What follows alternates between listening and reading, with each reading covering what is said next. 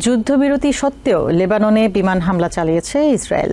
IDF মুখপাত্র হিজবুল্লাহর সন্দেহজনক গতিবিধির কথা বললেও লেবাননের সরকারি সেনারা যুদ্ধবিরতির শর্ত ভাঙার অভিযোগ তুলেছে।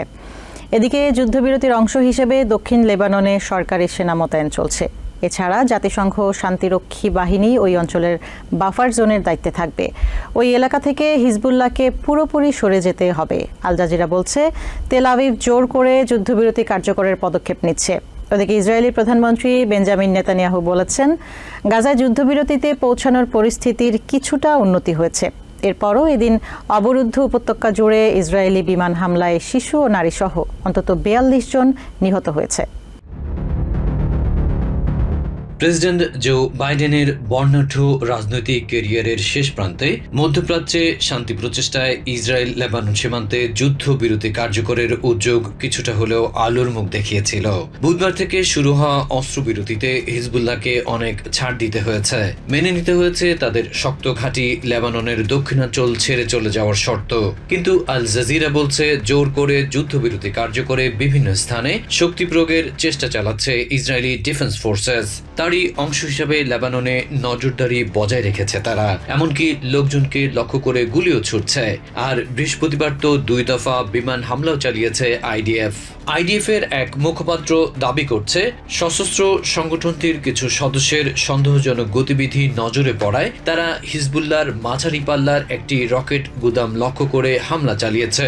অবশ্য তারা ওই রকেট ছোড়ার চেষ্টা করেছিল কিনা সে বিষয়ে কিছু জানায়নি ইসরায়েলি সেনারা।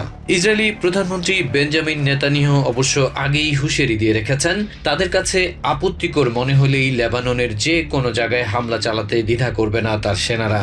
তার মানে যুদ্ধবিরতির শর্ত নিরপেক্ষ কেউ যাচাই করবে না, এর এখতিয়ার কেবল আইডিএফ এর।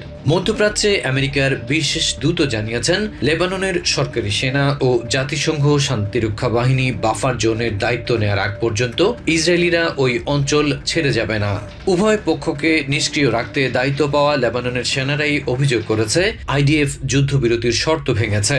পশ্চিমা কিছু গণমাধ্যমে অস্ত্রবিরতির শর্ত উপেক্ষা নিয়ে পরস্পরকে দায়ী করছে বলে খবর প্রকাশ করলেও হিজবুল্লাহর কোনো গতিবিধির প্রমাণ দিতে পারেনি।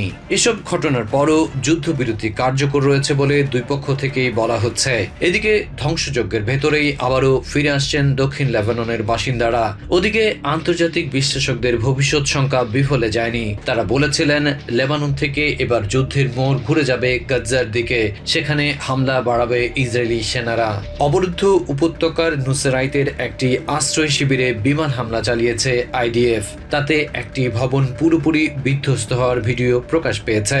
এছাড়া এদিন গাজ্জা জুড়ে ইসরায়েলি বিমান হামলায় শিশু ও নারী সহ অন্তত ৪২ জন নিহত হওয়ার খবর পাওয়া গেছে। আহত হয়েছে আরো অনেকে। এরপরও অবশ্য নেতানিয়াহু বলছেন, উপত্যকায় যুদ্ধবিরতিতে পৌঁছানোর পরিস্থিতির কিছুটা উন্নতি হয়েছে। Adib Mohammad, TVN24 news desk. New York থেকে সম্প্রচারিত TVN24 টেলিভিশন বিশ্বজুড়ে বাঙালির কণ্ঠস্বর।